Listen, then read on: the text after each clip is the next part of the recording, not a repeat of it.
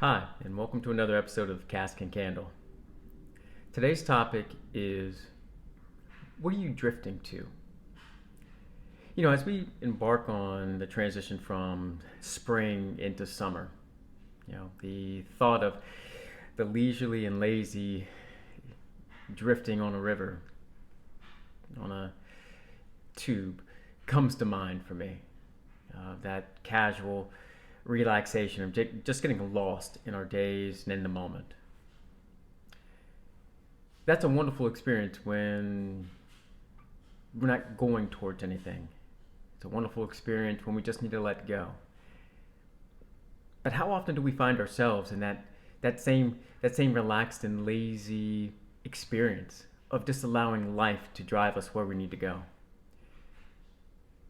I was reminded of that this week, and talking to two separate individuals on two different topics around their purpose and their intentions.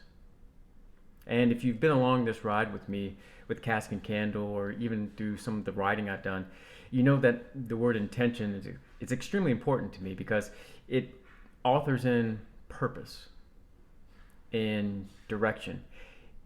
It doesn't author in certainty, but it does author in awareness. And these two gentlemen that I was talking to this week really sparked that visibility of the drift that we often and can find ourselves in sometimes. For one gentleman, he's just getting started in his career, and he was asking questions to me just offhand because someone asked me to talk to him, more specifically to answer some of his questions around career path and what should he be thinking about and opportunities, etc. And as I began to have the conversation with him, and before I even answered any of his questions, I was started to ask him specifically, what do you want to do? What are you interested in? What sparks your enjoyment? And he went on to describe certain experiences that he had been having and just experiences that just randomly came up. And he just was doing certain jobs just because they presented themselves to him. I said, okay, that's fair. Sometimes that's the way life works. But I got really anchored on, what do you want to do? What's your purpose? What truly excites you? What are your skills that you think are transferable? And at the time, he didn't know. And quite honestly, that's okay. He's a young man. He doesn't need to know. He was creating his own experiences. But what I heard in his voice is that he was drifting versus creating his own clarity. Transitioning to a separate conversation I had with another gentleman who's well into his career, running his own business, and have been coaching him for some time. He was actually having conversations with me around coming up with these new ideas of how he can expand his business and et cetera, et cetera.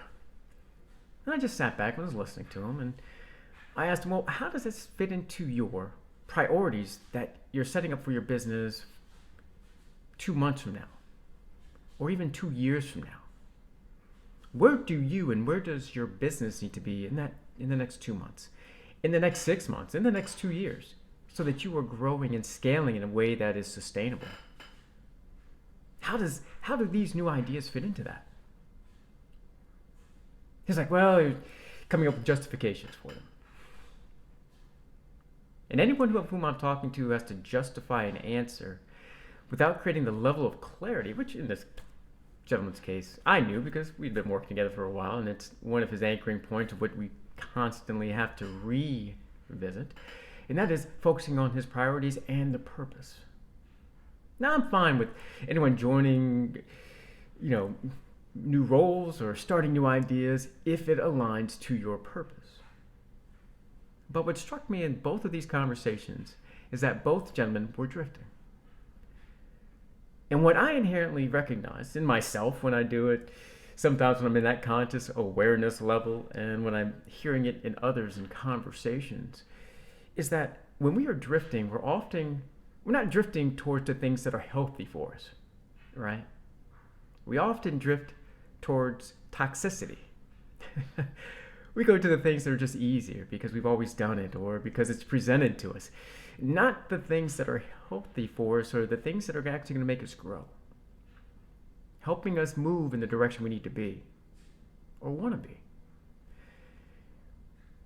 Often in that drift, it's a place of where our expectations are anchoring us and creating fear rather than motivating us. Motivating us to our desires and to our path and to our priorities and to our intentions. So when we're drifting, we're drifting towards this unhealthy side, and and it's our motivations, expectations of trying to do something because guess what? We have to be doing something. Now it creates a level of fear, so we just go and do whatever that next thing is. That next project of just because it's presented to us, because guess what? That's what we've always done. Versus being intentional about the steps we're taking, being conscious and aware around the experiences we're creating so that we're actually moving towards and leveraging the expectations that are actually motivating us. So I ask you two things. The first being, where do you find that your expectations are creating more fear than creating motivation for you to take action? Or that's creating actions that you're already comfortable with and keeping you in place? And secondly, if you don't know, where are you just drifting and just doing the things you've always done? Because I can almost guarantee you, as you're drifting, it's going to take you to a place where you probably don't want to be. And if we're acting with intent and in purpose, we're no longer drifting. We're actually steering.